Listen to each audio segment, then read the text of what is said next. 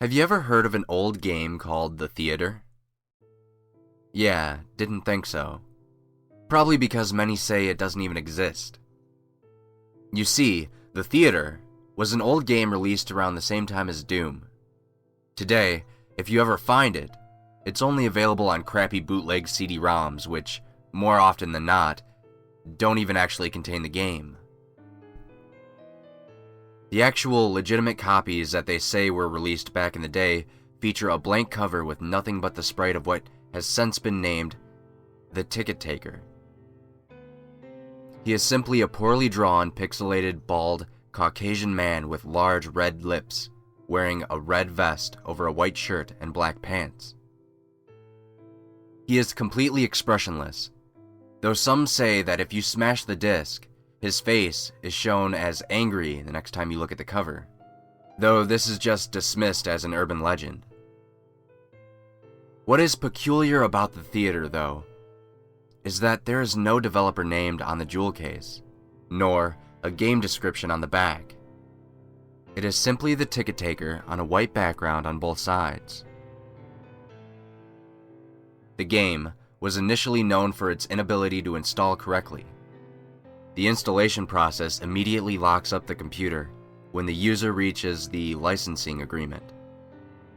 Also strange about the licensing agreement for The Theater is that whenever the development studio is supposed to be named, the text is simply a blank line. Anyways, most people who have claimed to owning one of the original CDs say that they figured out how to install the game by simply rebooting their computer on the licensing agreement with the disc still inside. Then they are prompted to press I agree on startup, and then they continue the installation.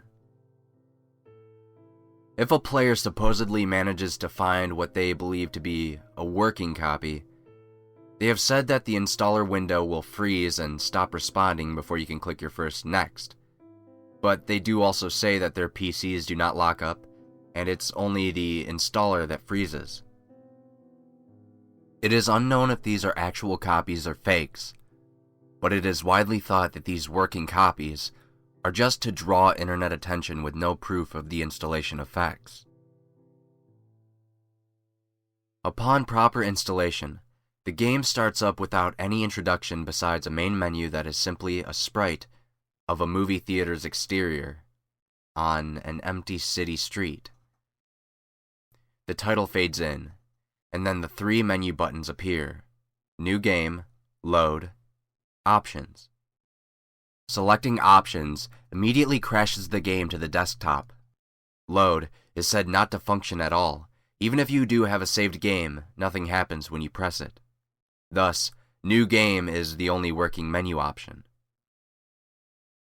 Once it is selected, you are in the first-person view. You are standing in an empty movie theater lobby, with the exception of the ticket taker standing in front of a dark hallway which one can only assume leads to the theaters themselves. There's nothing to do but look at the poorly drawn, mostly illegible movie posters, or approach the ticket taker. Once the player moves towards the ticket taker, a very low-quality sound clip plays saying, "Thank you. Please enjoy the movie," along with a speech box saying the same thing. You then walk into the hallway, and the screen fades to black, and you're back in the same empty lobby, and you do the same exact thing again and again and again. While this may sound like a really horrible game, a number of peculiar things occur as you continue to play it. The number of times you have to continue into the hall after giving your ticket to the ticket taker before the strange events happen is unknown. Most state that it's completely random and could take anywhere from the first playthrough to the 400th. What happens, though, has deeply disturbed some players.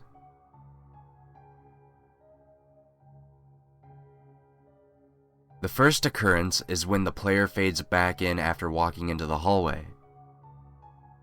This time, they will notice the ticket taker is completely absent. The player then, without any other options, decides to walk into the dark hallway. The sound clip and the text box mentioned previously still play in the absence of the ticket taker.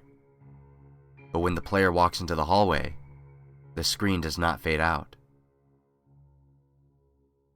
It goes pitch black as they walk deeper into the hallway. But the player's footstep sound clip is still playing as they continue to push the up button on their keyboard. Those claiming to have played the original game report they have felt extremely uncomfortable walking down the hallway, anticipating the whole way something horrible happening. Well, eventually, the player is unable to move forward. There is nothing for a few moments before a strange sprite that is described as the ticket taker, but with a swirl for a face, appears and stands before the player. The original players of the game say that their bodies immediately froze up and that their stomachs churned when they saw this sprite, which has been appropriately named the Swirly Head Man. Nothing happens as the Swirly Head Man stands before them. Then suddenly, a piercing screech plays as the game glitches out. This lasts for a few minutes, with the screeching being continuous. Then the player is abruptly returned to the lobby with all the sounds and graphics being as they should be. The game continues normally for the next couple of cycles of entering the hallway, with a couple of the original players claiming the Swirly Head Man would briefly appear and disappear in the corner of the screen as a brisk yelp sound effect plays. Then, at some point after meeting the Swirly Head Man, the player sees the ticket taker, pacing back and forth. Though there is no walking animation, the sprite's limbs are completely static, so he just hops up and down slightly as a substitute, with his eyes being wide and his mouth open to simulate a worried facial expression. Some players noted that the movie posters have been replaced with the images of the Swirly Head Man, which caused them to immediately turn their character's head away from the posters and approach the ticket taker.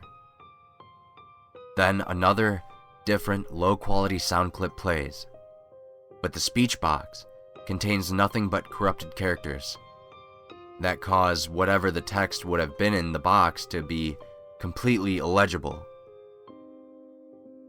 Due to the extremely low quality of the sound, it is debated by players what exactly the ticket taker says at this point, though it is widely agreed that he says, "Never reach the other levels." Then the screen fades out once again and returns the player to the starting point in the lobby. But the ticket taker is gone and the hallway is blocked by a large brick wall sprite. Touching the brick wall will immediately crash the game, and that's all there is to it.